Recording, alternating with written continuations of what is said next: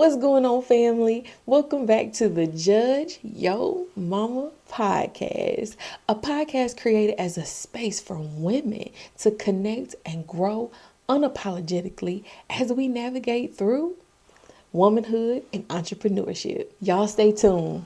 You don't want to miss this episode.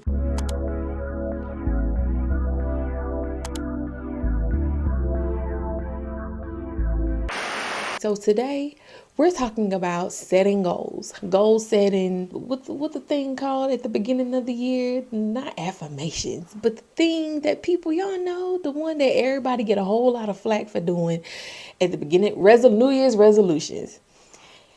Whatever you want to call it, just know that today we're going to talk about how we can crush them, right? So don't be the one, don't fall in the number or the percentage of people who give up after the first week in the new year, right? I think it's like 67% of people give up 6 months after the new year, like on their resolutions. Don't let that be you, okay?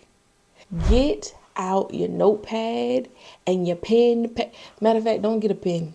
Just get a pencil, because you might need to erase a couple things. You might need to elaborate, circle, whatever it is. Now, get what's comfortable. If you want a pen, pencil, whatever that is, go get it now. Hit pause on this episode. You see how I paused that for you?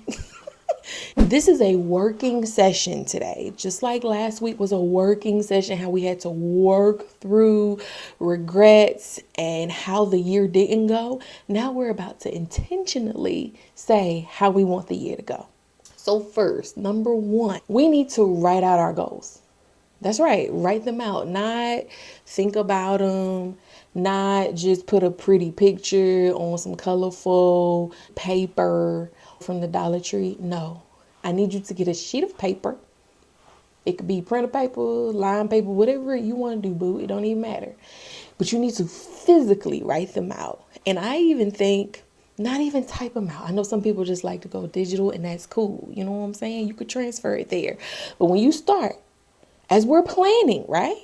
I think it's really great to have pencil, pen, or paper to plan out what you're doing, right? It is very important that we physically write out our goals. Why is it important that we write out our goals?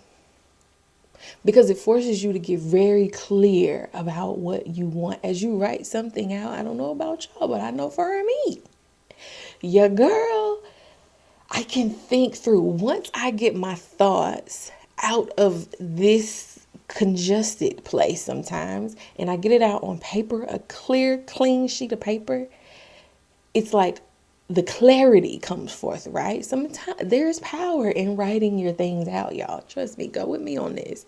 It's important that you write it out so that you can get very, very clear on what it is that you want. Also know, having your goals written out and posted up somewhere, it motivates you to take action. I think they say Grant Cardone, he writes out his goals in the morning and in the afternoon. Now, I'm not saying do all that, but if you want to, do your thing. I'm not. But if you want to, hey, do your thing, boo, okay? But it is important to have your goals written out and posted up somewhere for you to see. Because the more it's in front of you, what it is that you're supposed to do or what you're called to do, the more likely you are to accomplish it. Another benefit to writing out your goals, it filters out the distractions. Come on, somebody, because life is real. And I don't know if y'all know this, but as soon as you set out to do a thing, all these other opportunities, right? Y'all go with me here, okay? Ladies, can we get real for a second? Ain't it like the enemy, right? My belief is, where y'all at? When you're so focused on a goal or accomplishing a thing, ain't it like the enemy to come and send you a knucklehead? Like to come and be like, hey girl, can we pray together? Are you praying on me or are you praying for me, sir? What's really going on? Okay, I digress. But know that as soon as you are committed to going after and actively, right? And we'll get more into that, actively going after your goals and the things that you're setting out to do, there will be opportunities, right? There will be more and more opportunities that come your way, and your goals will help you to decipher through. It will help you to figure out what it is that you're supposed to be doing. Now, go with me for a second. Let's think about it here. So, let's say I set a goal. I want to eat healthy, right? I want to eat better. And so I set a goal to say daily for lunch, I'll eat a salad. That Oreo decides to reach out to me for a sponsorship, and they want me to promote Oreos, right? Especially them thin mint ones. Y'all, those jokers good either way. They say they want me to go live at noon, lunchtime, daily, promoting their cookies as I'm eating them. It's far-fetched, but it's real out here, okay? It's a possibility.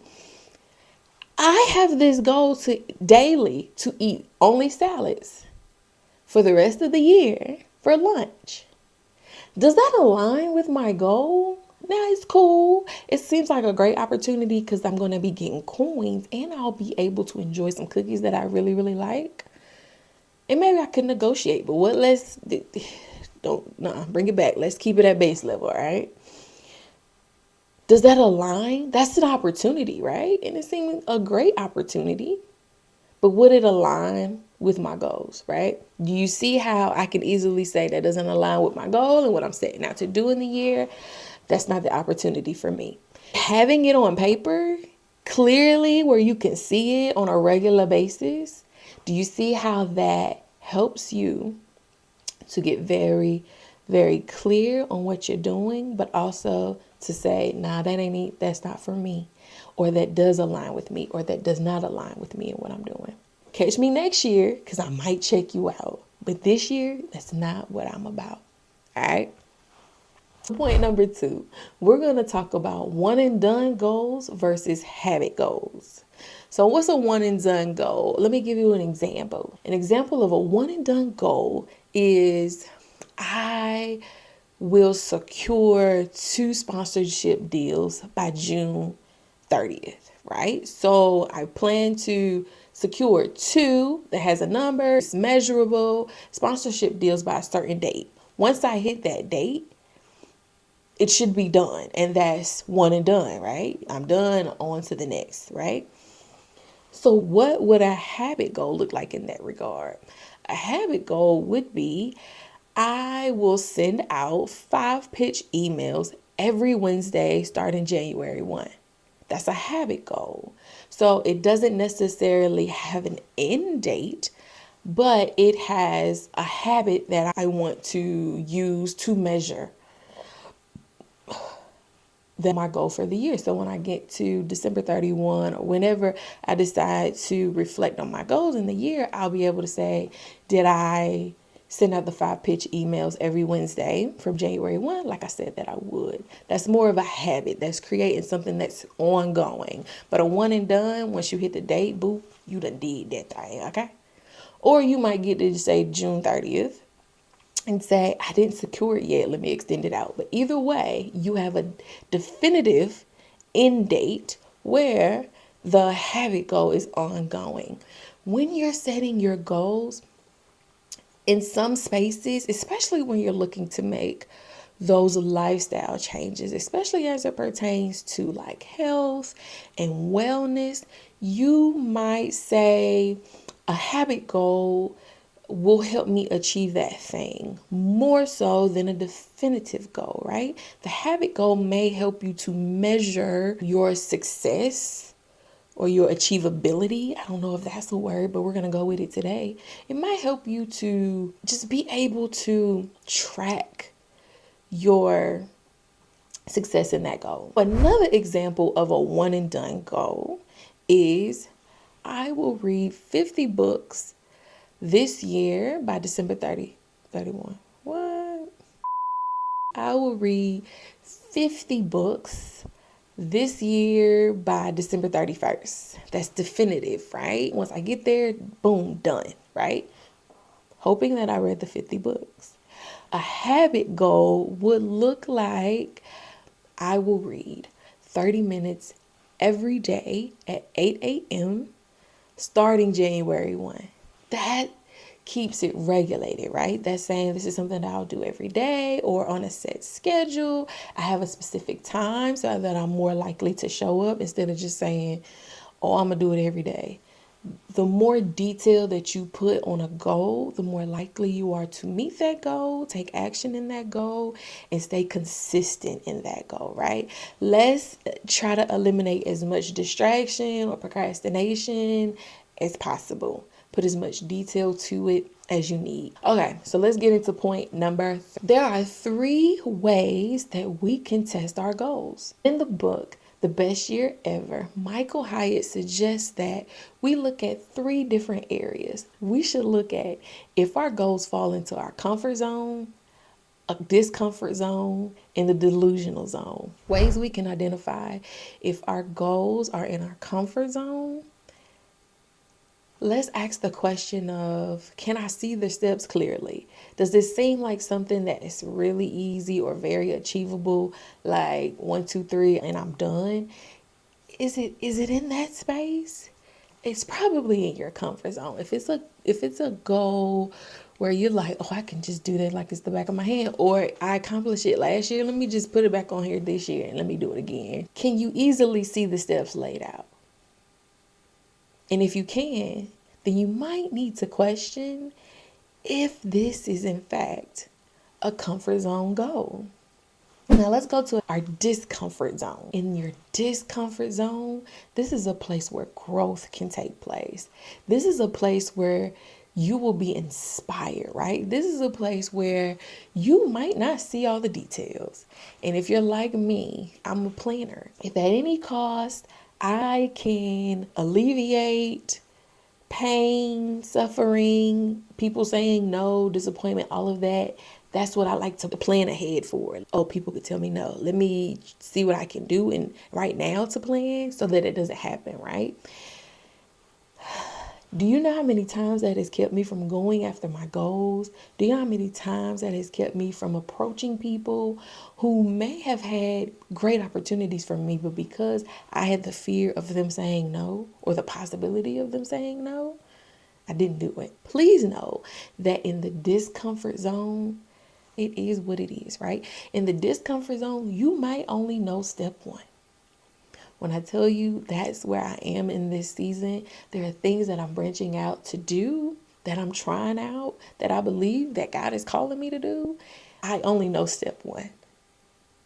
And I won't know step 2 until I complete step 1. And I'm not going to know step 20 until I complete steps 1, 2, 3. And I don't know what they are right now. All I know is go. All I know is take the next step right now. And that's what the discomfort zone, that's what it is, right? Again, but know that it is a place where you will experience a lot of growth. Know that it's a place where it will inspire you to want to show up, right? To get it done. Now, let's talk about this other zone, right? Because as we're going after our goals, and if you get in a place where you're like, I don't mind taking the risk, I'm going to jump. Like, there are always extremes, right? To everything. And you want to find your balance. You want to find the middle ground, right?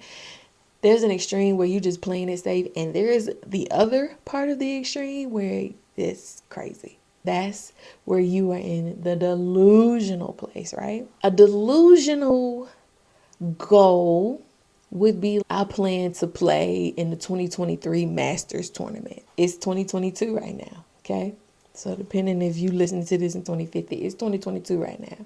So I'm saying next year, I plan to play in the 2023 Masters golf tournament. The Masters is a really big golf tournament held in my hometown, AUG, stand up. That's delusional. Let me tell you why.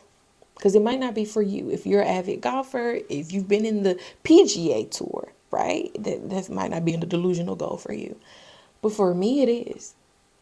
Why? Because I've never played golf a day in my life. And we're not saying that it's not possible, right? There are some delusional goals that are possible, right? That can be realistic with the right person.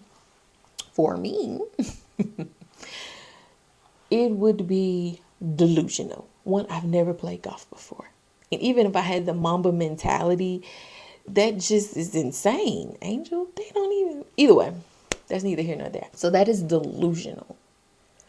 So as you're writing out all of your goals, I want you to write down if you think this falls in the comfort zone or the discomfort zone or the delusional zone. Take a picture and tag me in it on Instagram or Facebook.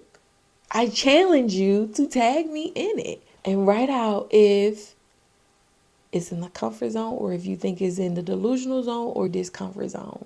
And if you're unsure, put unsure and we can talk about it. All in all, as you're setting intention to go after and do all of the things that you believe you're called to do in this year, know that it's going to be challenging, right? It's not going to be easy. That's just what it is. But whether you set goals, the year is going to be challenging. So you might as well set the goals, go after them, and come out on the other end being who it is you want to be. I want you to remember this. Don't allow the fear of pain, the fear of hurt, the fear of disappointment, the fear of not showing up cause you to shrink. And don't sabotage your progress because you feel like you gotta know all of the details. You don't have to know all of the steps. Because even if you did know all of the steps, you might not do it. You probably wouldn't do it anyway. So it's best that we only know a little bit, a little piece at a time. Take the time to be very, very intentional about what it is you're setting out to do. Put some dates on it, put some numbers on it. Make sure that you're following the SMART goals and making sure it's realistic, making sure that it inspires you and you're excited about it. Don't go out here setting goals and you mad about them. Do something that's going to excite you, that you look forward to achieving. And even if there's a little fear there, that's all right. Let that fear be your fuel. As we prepare for the new year, it's going to be so, so important that we don't leave this motivation to do better, that we don't leave this space and try to go after these things on our own. How many of us know, like, community is so important? I would not be where I am with this clarity, with this understanding, with this zeal to go and get it without my community, right? And my community looks different in different areas of my life. I have my spiritual community. I have my business community. I have my more familiar friends and family community, right? Community is so important. And that is why I am sharing the JYM Lounge is a space created for all of my Judge Your Mama listeners and family. It's a space that I've created where we can talk about our goals, where we can hold each other accountable, where we can grow on a personal level. I've started businesses. I've done the things. I've done it for years. And none of them really stuck, right? None of them really stuck like that. However, I understand that they were all, as one of my mentors says, stepping stones to now, right? I don't regret any of my journey. I don't regret any of it. But I allow myself to sit back and reflect on it and say, those all serve purpose. They served a purpose in that season to give me a greater understanding even right now. Right? So I've created the JYM, the JYM membership, to serve as an intimate space for female entrepreneurs to connect and grow on a personal level. So we're going to have accountability check-ins. We're going to do weekly meetups online, monthly book reads, guest experts coming in to share what they know. We're going to have a year-end celebration that I am planning, that I'm so, so excited about, and I hope that you'll be a part. I am believing by faith that you'll take part. Attend the year-end celebration where we can turn up and celebrate you and celebrate everything that you have accomplished in the year 2023. All right? So, oh yeah, the price. The price is only $47 a month. $47. It's time to invest in you. It's time to invest in your personal growth. And books are good. Books are great. But sometimes it's the having a safe space with other like-minded individuals that helps you get to where you need to be. So let's grow together, all right, in 2023. Make sure you click the link in the show notes to get all the details and get registered. I am so excited and I can't wait to meet you in the JYM Lounge in 2023. But until then, I'll see y'all next week. Peace.